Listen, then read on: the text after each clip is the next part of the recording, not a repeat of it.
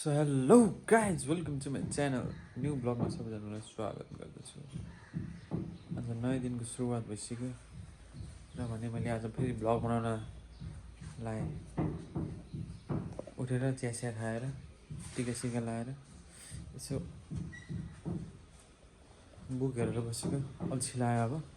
अब यसो video shoot हान्नु पऱ्यो भनेर अनि भिडियो खिच्न लाग्यो। र हाम्रो के अरे मम्मी चाहिँ काम गरेर बस्नुभएको आफ्नै काम गरेर बस्नुभएको आइरन गरेर बस्नुभएको। अब म चाहिँ भने अब माथि किचनतिर जान्छु दिदी के गर्दैछ हेरौँ अब माथि। आज चाहिँ पुरै पानी परेको दिन छ। पुरै पानी परेर बिहान पुरै भिजिरहेको बाटोहरू पनि जे होस् गर्मीको बेला चाहिँ शीतल भइरहेको पानी परेर पुरै रोडहरू भिज्यो। ऊ त्यहाँ आँप टन्नै फलेको गाइज चोर्न आउनु भयो आउनु है। मार्केटभित्र यहाँ टन्नै छ आँप। यहाँबाट चाहिँ देख्दैन बाहिरबाट चाहिँ त्यो नजिक गएर हेर्नुपर्छ लटरम्मै हो। अनि यो यो यो आँपको बुटमा चाहिँ सबै सिधाइसक्यो चोरेर यहाँनिर मान्छेहरूले बुढाहरूले ढुङ्गा हान्ने। ऊ त्यहाँ एउटा चाहिँ रहेछ एक पिस रहेछ देख्नुभयो गाइज त्यहाँ हो यहाँ ठ्याक्कै बिचमा त्यहाँ चाहिँ एक पिस रहेछ लास्ट। जे होस् पानी परेर चाहिँ शीतल भयो। अब यहाँ खानेकुरा पाक्दैछ के बनाउँदैछ हेर्नु पऱ्यो।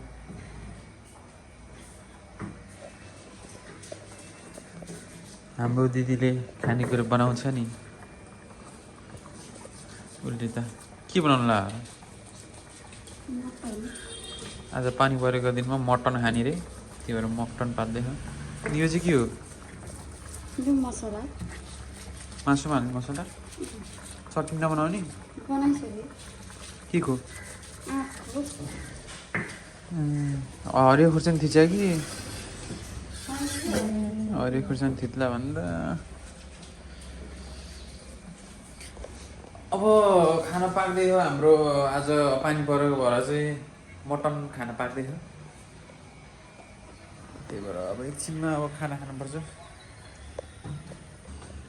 ल गाइज अब मैले तपाईँहरूलाई अब हाम्रो नयाँ पसल देखाउन जाँदैछु।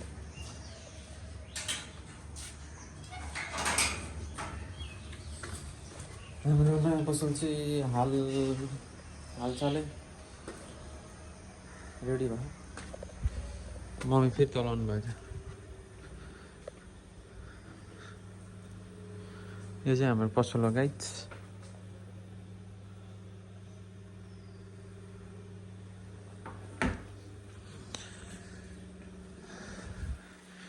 यहाँ काउन्टर पहिला चाहिँ हाम्रो पसल कस्तो थियो भने यहाँनिर त्यो बार थियो भन्नाले वाल थियो यता नि वाल थियो। यो यता त केही उ नै थिएन सबै फुटाएर हल रुम जस्तो बनायो ट्याक्क दिलुट डिजाइनर क्लोजेट ठ्याक्क गर्मीमा एसी बालेर बस्न आनन्द हुन्छ यहाँनिर। गाइज हाम्रो घर यसपालि अम्बा पनि टन्नै फल्यो। अम्बा देखाउँछु तपाईँहरूलाई। अम्बा चाहिँ कसरी राख्यो भने त्यसलाई चाहिँ किराले नखाओस् भनेर पुरै प्लास्टिकले ऱ्याप गरेर राख्नु भएको मम्मीले। यही हो अम्बा पुरै ऱ्याप गरेर राख्नु भएको कि नबिग्रोस्। त्यो के अरे भित्र किराहरू छिर्दो रहेछ नि त प्लास्टिकहरू हालेन भने त त्यही भएर प्लास्टिकले ऱ्याप गरेपछि खाना नि पाइयो भनेर। अनि पहिला चाहिँ एउटा रिटो फल्थ्यो अहिले चाहिँ यत्रो धेरै फल्यो। यहाँ कागतीको बोट पनि छ। एभोकाडो नि यसपालिबाट फल्यो एउटा फल्या रहेछ क्या हो। अनि मम्मीले देखाइरहनु भएको थियो झरेको थियो कि एउटा एभोकाडोको बोट। यो चाहिँ मेरो स्कुटर।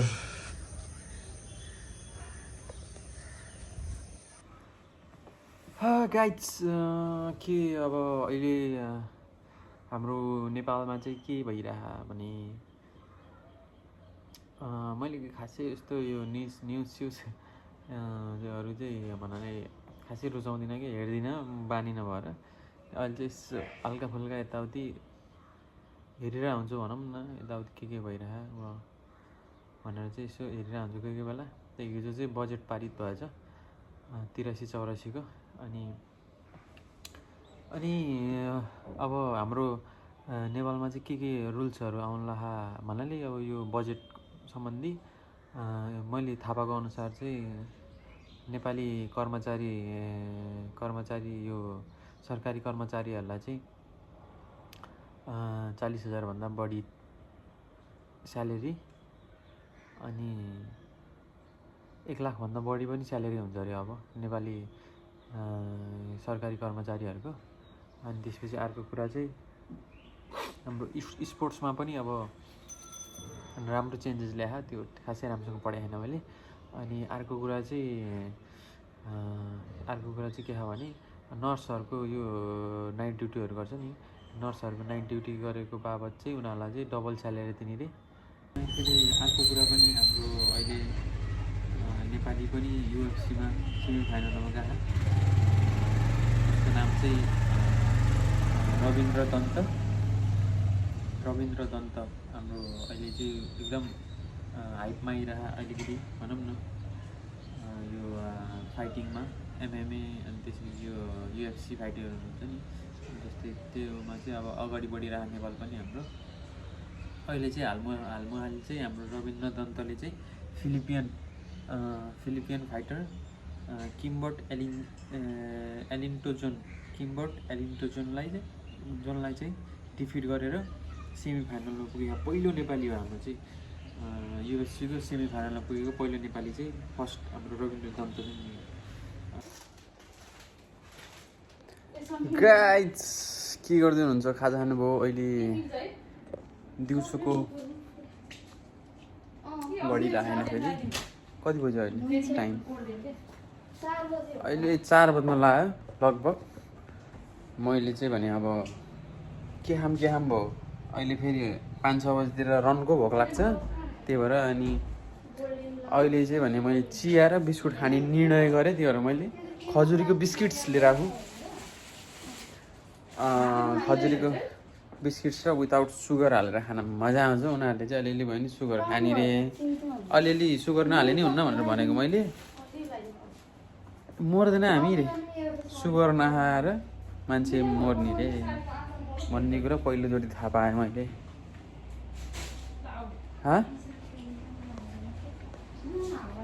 उनीहरू दुईजना बिजी छन्, काम गर्दैछन् आफ्नो काम। यस्तै काममा मलाई जहाँ लाउन्न, त्यही भएर म चाहिँ गएँ चिया पकाउन। चिया खुवाउन पऱ्यो अरे, त्यही भएर म चिया बनाउनु गएँ माथि। गाइस दर्केर पानी पऱ्यो यता त।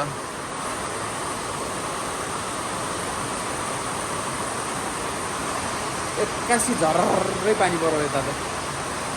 पानी पर्ने नपर्ने भइरहेको थियो, अहिले चाहिँ ठुलै पऱ्यो अहिले चाहिँ भने।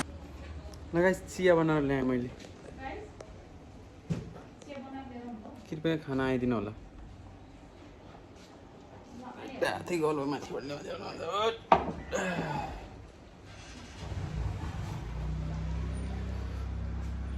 के हेर्नु गयो अगाडि फेरि? ए डमीमा कपडा सजाएको कस्तो देखियो भनेर आमा छोरी हेर्न गएका।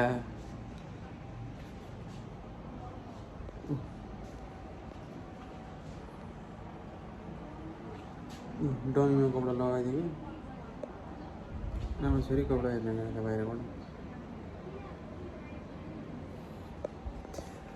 र गाइज म चाहिँ अब भने चिया पिउँछु, बिस्कुट र चिया। तपाईँहरूले के खाजा खानुभयो? लाउनु चिया खानलाई बनाएर ल्याएको मैले।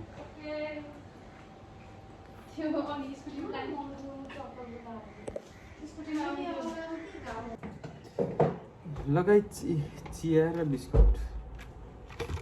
बिस्कुट बनाएर ल्याएर खाना आउन हो आऊ भन्दाखेरि नि गाह्रो खाना आउन। कोही कता कुर्दा चिया सेलाइसक्यो, अझ गाह्रो यस्तो। घरको छोरी मान्छे भएर मलाई बनाएर दिनुपर्ने ठाउँ मैले बनाएर ल्याउँदाखेरि पनि यस्तो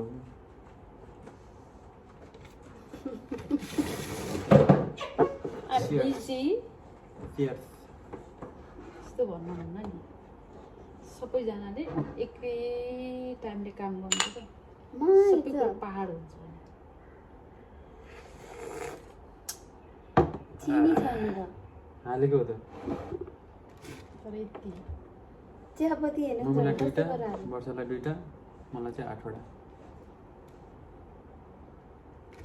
हस् यी 2टा मम्मीलाई यी 2टा वर्षलाई यो सके यति चाहिँ मलाई 8वटा किन त्यो चाहिँ 8वटा चिया बनाएको भाडा बनाएर ल्याएको हो नि त मैले ल खानुस् ल खाइयो गाइस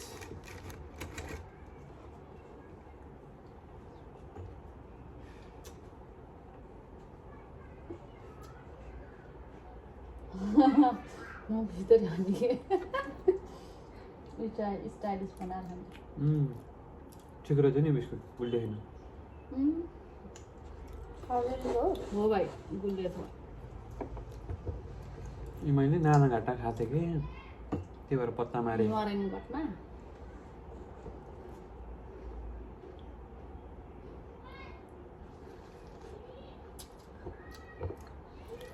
यो बिस्कुट चाहिँ गुल्ले खाएन मैले चाहिँ भरतपुरमा नाराहाटा उसको काठमाडौँ पहिलाको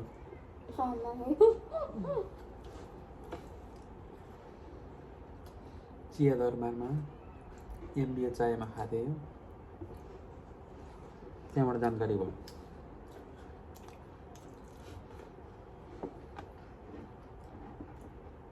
गोडा दुई अरे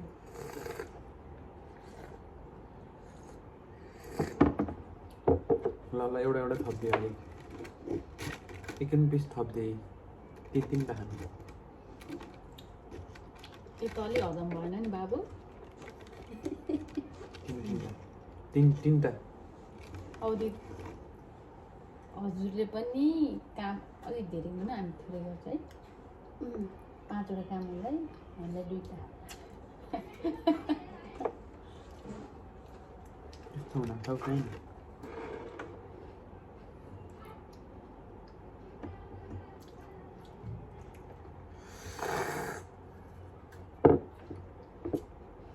खान्छन् यो साडी चाहिँ सबैको आँखामा बल्छ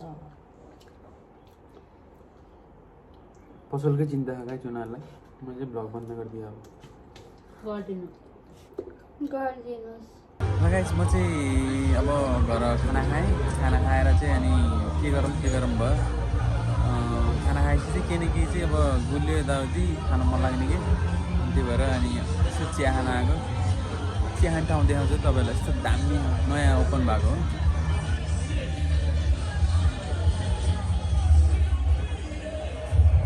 चिया खाइयो अब जानु पर्यो घरतिर सुत्नु पर्यो आजको मेरो भ्लग चाहिँ यहीँसम्म थियो कस्तो लाग्यो कमेन्ट गरिदिनु होला राम्रो लाग्यो नराम्रो लाग्यो सबैजनालाई बाई बाई